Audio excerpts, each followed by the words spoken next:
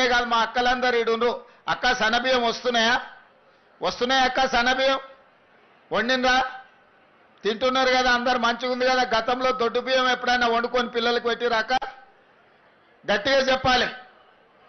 మరి ఇవాళ అందుకే మా ఆడబిడ్డలు రేషన్ షాపుల్లో దొడ్డు బియ్యం ఎవరినో మిల్లర్లకు దళారులకు అమ్ముకునే అవసరం లేకుండా సరాసరి రేషన్ షాపుల్లో నుంచి తెచ్చిన సన్న బియ్యం మనము మన పిల్లలకు వండి పెట్టే విధంగా ఇవాళ ముఖ్యమంత్రిగా నేను ఏ భోజనం చేస్తున్నానో, లేకపోతే మా వేదిక మీద ఉన్న అధికారులు మా మంత్రులు ఏ బియ్యం అయితే వండుకొని తింటున్నారో, ఇవాళ మా అక్కలకు మా ఆడబిడ్డలకు రేషన్ షాపుల్లో సన్న బియ్యం ఇచ్చి ఈరోజు ఆత్మ గౌరవంతో ఒక మంచి భోజనం తన పిల్లలకు పెట్టే విధంగా ఒక మంచి పౌష్టికాహారం ఇస్తే పిల్లల ఆరోగ్యం బాగుపడుతుంది అని చెప్పి ఇవాళ మనం ఇవన్నీ నిర్ణయాలు తీసుకున్నాం.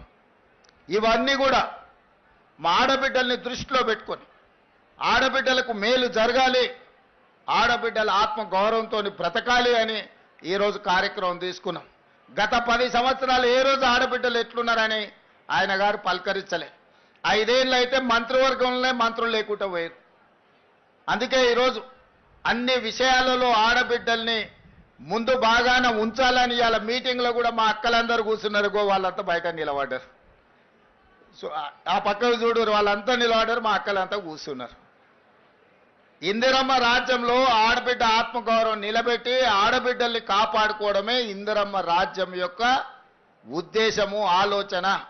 ఇవాళ ఇందిరమ్మ ఇండ్లు ఉన్న, ఇండ్ల పట్టాలు ఇచ్చిన, గ్రామీణ ప్రాంతాలలో పేదలకు అసైన్మెంట్ పేర్ల మీద భూములు ఇచ్చిన, అడవుల్లో ఆదివాసీలకు పోడు భూముల పట్టాలు ఇచ్చిన, ఆనాడు ఇందిరమ్మనే ఇచ్చింది.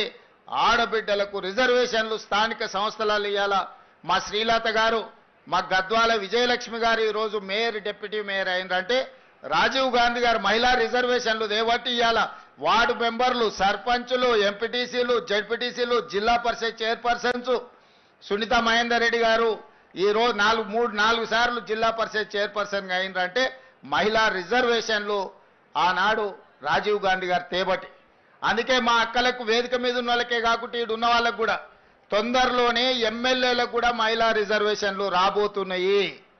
153 సీట్లలో 51 సీట్లు, 33% ఆడబిడ్డలు ఎమ్మెల్యేలు కాబోతున్నారు. ఈ 51కి ఇంకొక 10 అదనంగా కలిపి 60 సీట్లు ఆడబిడ్డలకు ఇచ్చే బాధ్యత నేను తీసుకుంటా. మీరందరూ మంచి పనులు చేసి మంచి పేరు తెచ్చుకోండి. మిమ్మల్ని గుర్తించి మీకు ఎమ్మెల్యే టికెట్లు ఇచ్చడమే కాదు, మిమ్మల్ని గెలిపించుకునే పూచి కూడా నాది. రాజ్యాన్ని నడపండి. ఇల్లు అద్భుతంగా నడిపినోళ్ళు రాజ్యాన్ని కూడా బాగా నడుపుతారు. ఆడబిడ్డల పట్ల నాకు సంపూర్ణమైన విశ్వాసం ఉన్నది. మీరు కార్యక్రమాలను ముందుకు తీసుకెళ్ళండి.